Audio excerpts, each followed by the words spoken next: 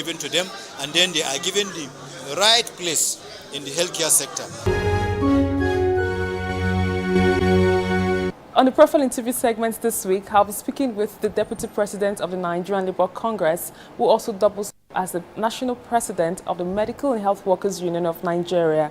He brings us up to speed on the challenges workers in the healthcare sector are faced with, and also preferred solution to some of the challenges.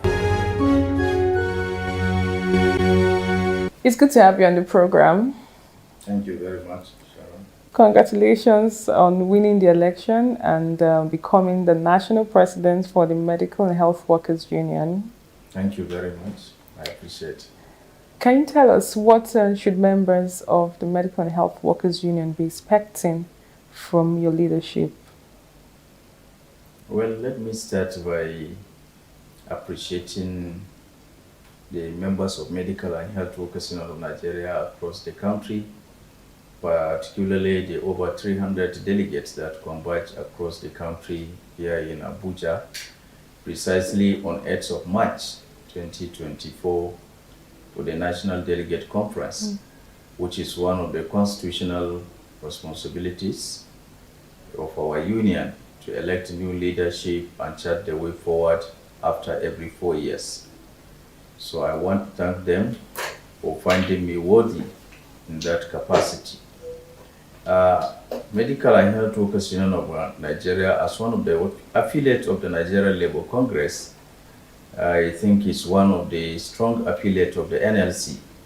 And I want to appreciate the founding fathers of the union for laying a solid foundation where all our predecessors have stepped in. And I want to assure them that I will continue from where they stop.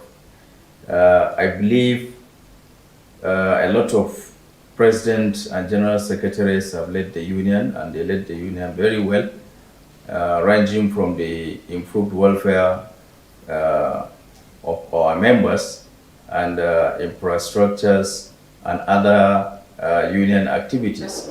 So what the members of this great union expect from this leadership, the present leadership, is to consolidate on all the development and improvement by our predecessors, which I believe is one of the policy cardinal points of this administration too. Will consolidate and ensure improved welfare and rights of our members, particularly conducive atmosphere or conducive environment for work, improved salary, enhancement of their welfare, and so many development, including the infrastructures, because we were able to come across legacy projects, including the construction of a befitting cancer specialist hospital, which was not completed. And we cannot abandon that project. We'll consolidate on that to ensure that the project was completed and has come into use. We also have a proposed College of Health Science and Technology here in Abuja, which have not been started.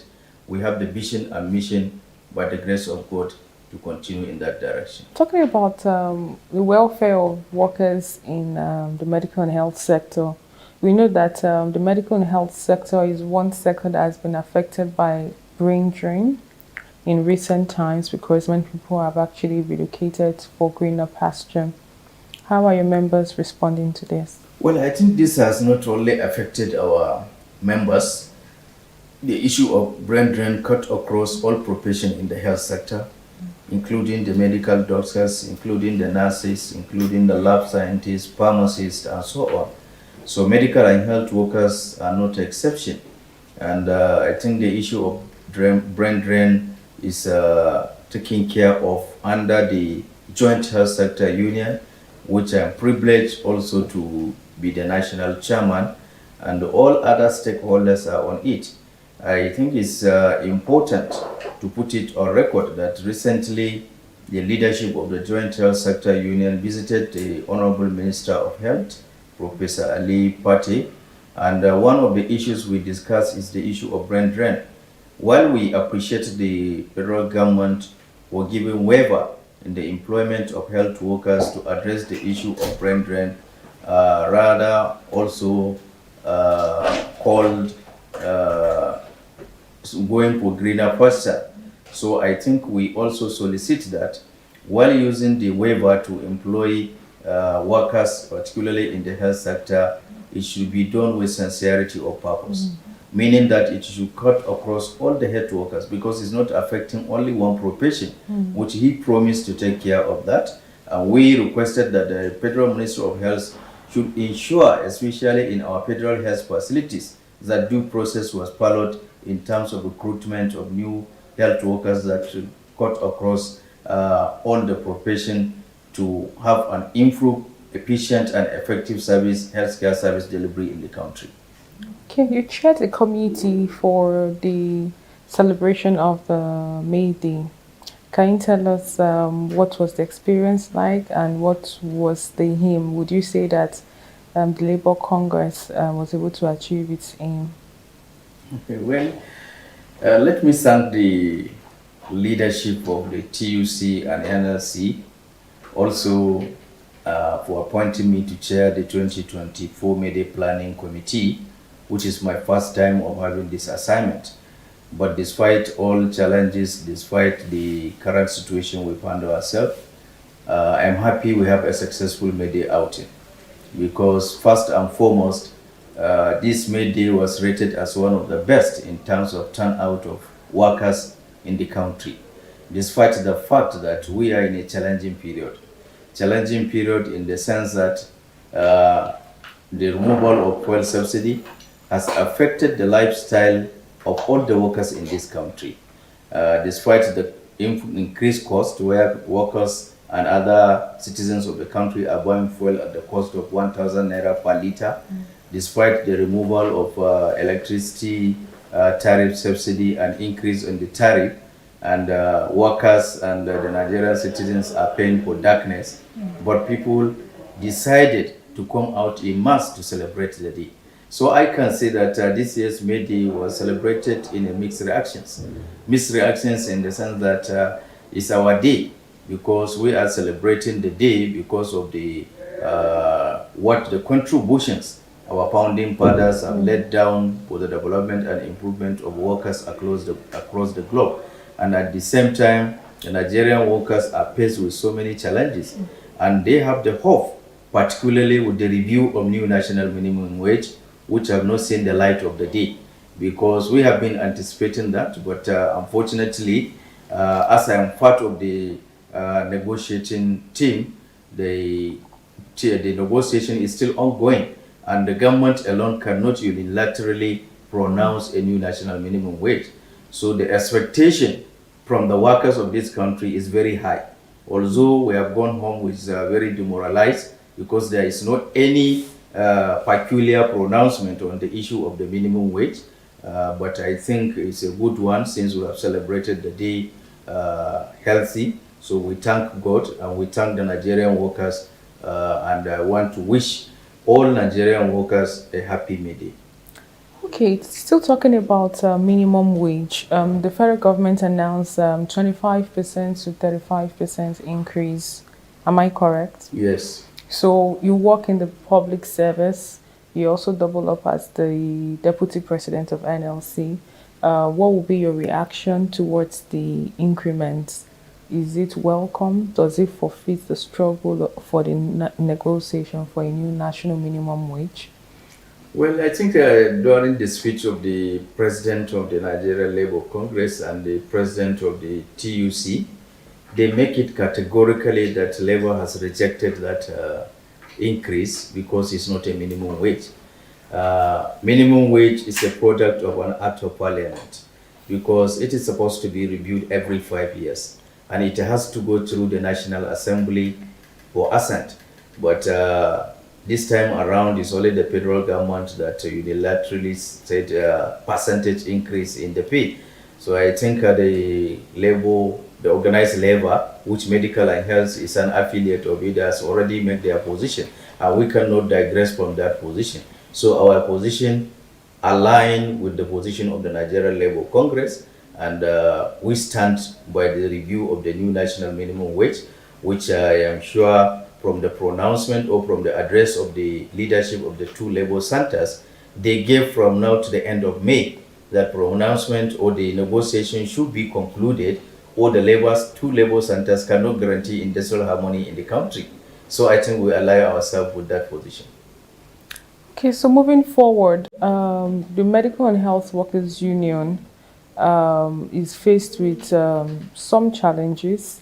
Is there anyone you would like to highlight that you want the relevant authorities to do the needful to ensure that there's industrial harmony? Yes, the challenges faced by the Medical and Health Workers Union is challenges that confront all other health sector unions under the Joint Health Sector Union, that is JOHESU, ranging from review of the Consolidated Health Salary Structure, which is a product of negotiation for the past 10 years. I have never seen a situation where struggle will be continuous for a decade, unless only in Nigeria. I think this issue has to be addressed once and for all. Then there is the payment of outstanding arrears for upward review of CONHES, which also affect our membership, which is very important. And there are so many other issues that was tabled before the Honorable Minister of Health by the Joint Health Sector Union, and we articulated all our issues under the Joint Health Sector Union, and we are pursuing it and we will continue to pursue it. Okay, still talking about the struggle for decent work across the globe. With the work hours, with the fact that we have there's this issue of workers being not adequate in terms of the number of persons that should attend to patients, what would be your message towards ensuring that decent work is promoted in the medical and health sector?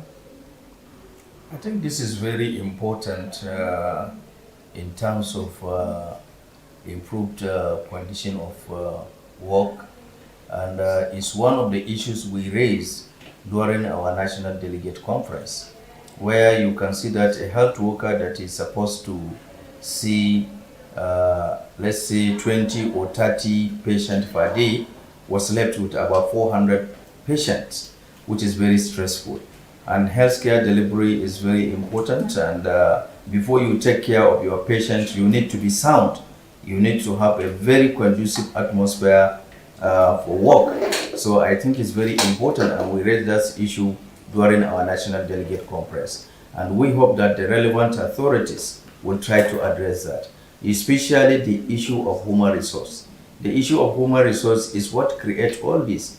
People are retiring from work, and the government is not employing to replace even those who have retired. So that is why the existing workers are overstretched. And at the same time, some are going out and leaving their work for greener pasture, and government is not also recruiting additional health workers to replace them.